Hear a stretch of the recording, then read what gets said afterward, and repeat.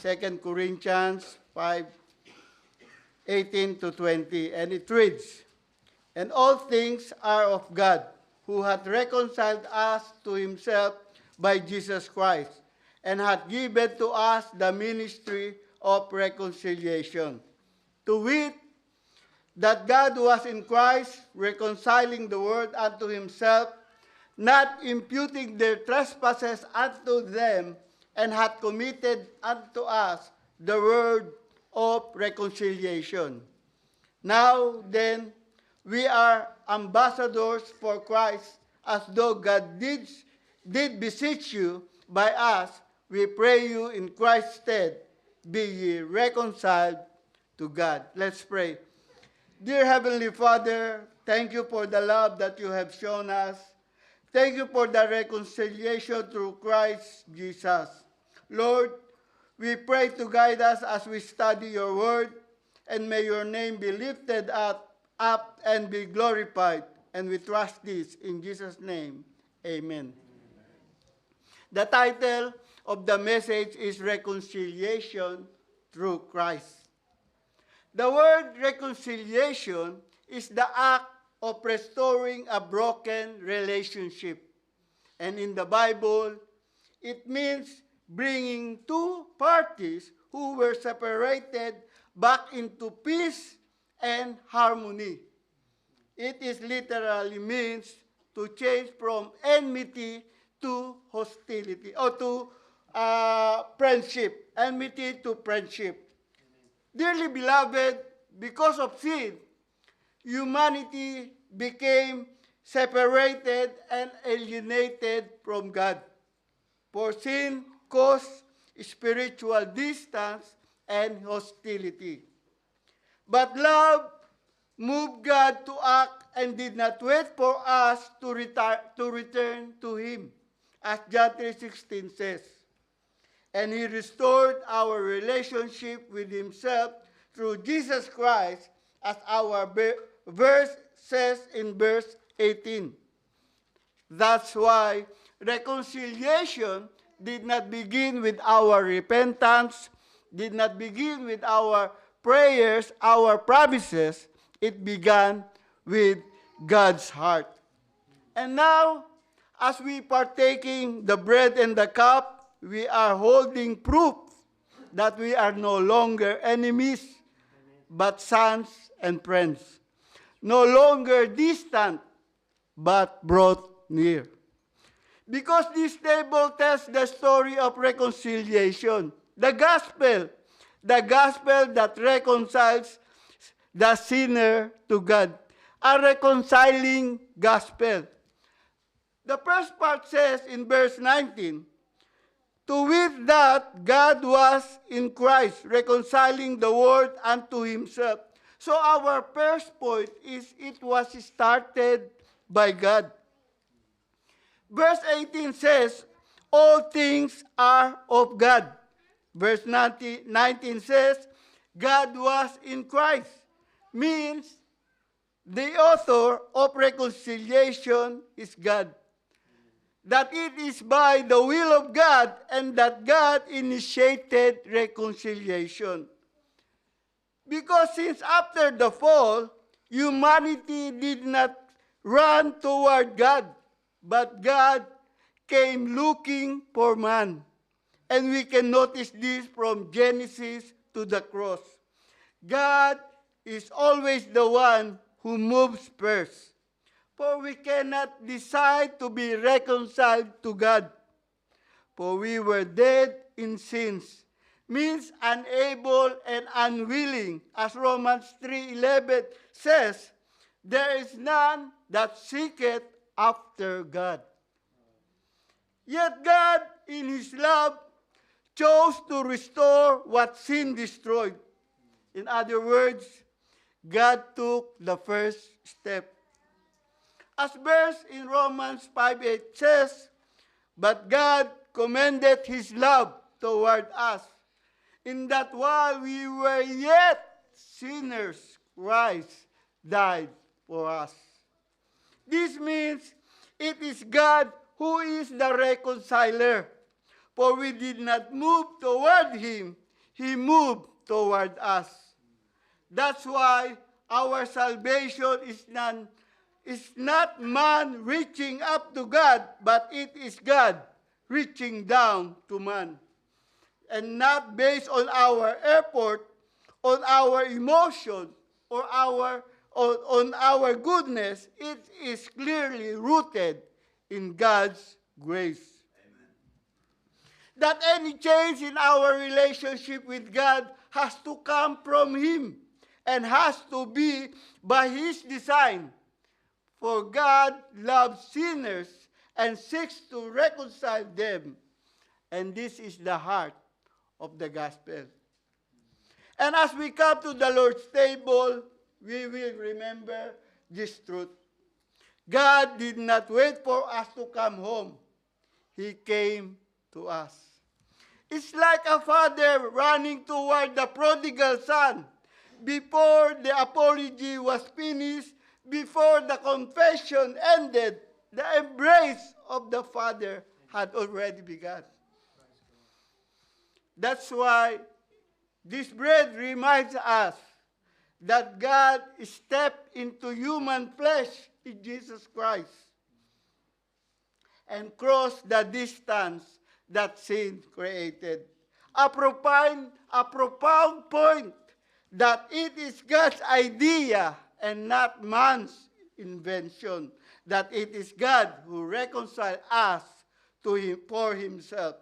That reconciliation was started by God. Secondly, it was settled at the cross. It is by the act of reconciliation is forgiveness. For the second part says, by not imputing their trespasses unto them. That God is willing to erase the sin that our trespasses were not counted against us because they were counted against Christ. In the Old Testament, in Psalms chapter 32, verse 2 says, blessed is the man unto whom the Lord imputed not iniquity. In the New Testament, in Romans 4:8 says, blessed is the man to whom the Lord will not impute sin. The question is, how can God just decide not to impute our sins to us? Or how can He justify the ungodly and still be just? I mean, forgiving sinners without justice being meted out. Because the true biblical forgiveness does not ignore justice. How He do it? How God do it? By fulfilling it in Christ. Dearly beloved, this is the work of substitution. For in the following verse in 2 Corinthians 5:21 says, for He had made Him to be sin for us who knew no sin, that we might be made the righteousness of God in Him.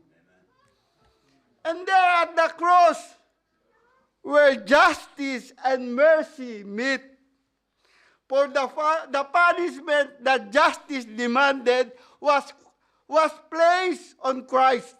So forgiveness could be freely given to the sinner.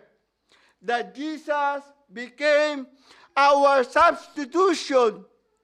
Justice was satisfied, wrath was poured out, and peace was made through His blood. Means we were reconciled to God by the death of His Son.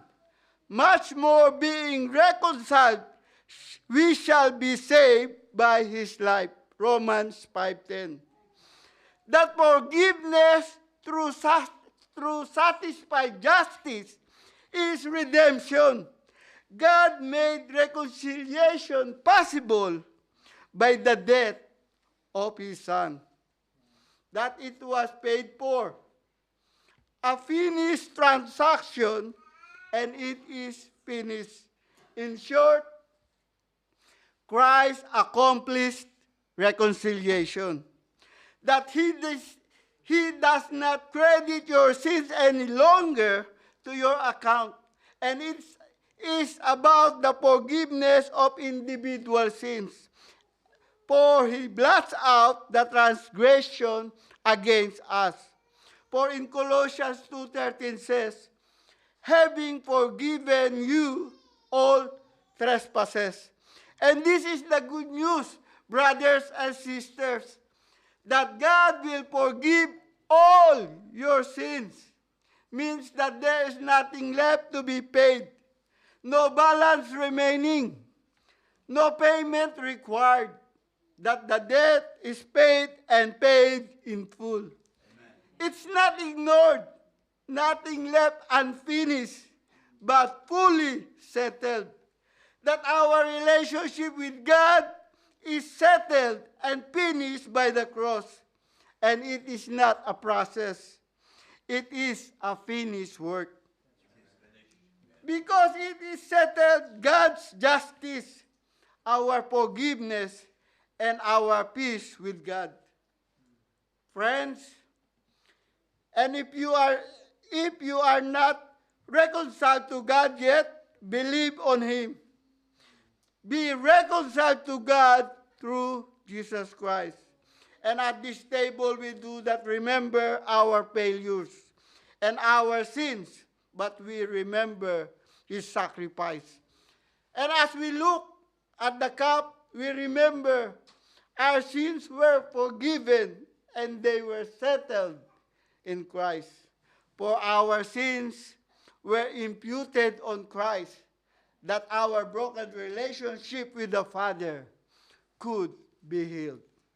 And lastly, the last part says, and hath committed unto us the word of reconciliation. Our third point is, it is shared through us. For here we see the assignment of reconciliation is the mission. And the mission is we live as the reconciled. Means we reflect Christ, we reflect what Christ has done, and remembering the price that brought us back to God. That those who receive peace with God are now entrusted with the message of peace and reconciliation to others. And this is the nature of our ambassadorship. For we are not just reconciled people, we are ambassadors of reconciliation. We are ambassadors of Christ.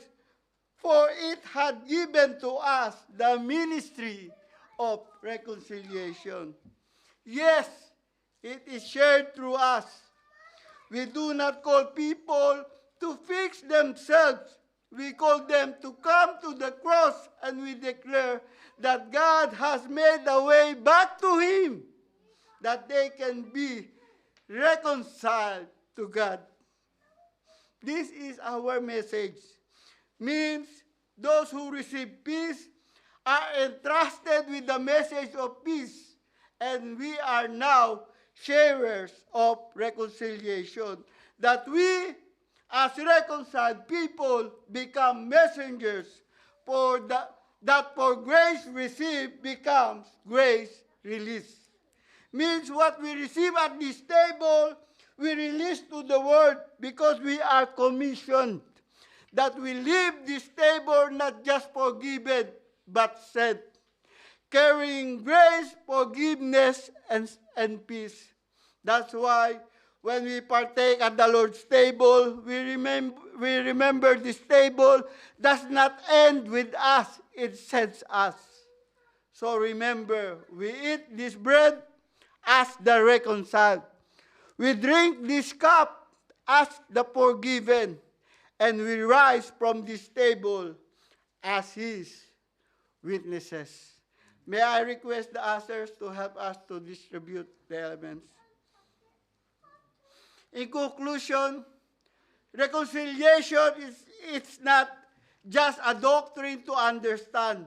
It is by the will of God, it is by the act of forgiveness and it is by the obedience of faith. It was started by God, settled at the cross, and shared through us. So be ye reconciled to God, to Christ Jesus. Amen.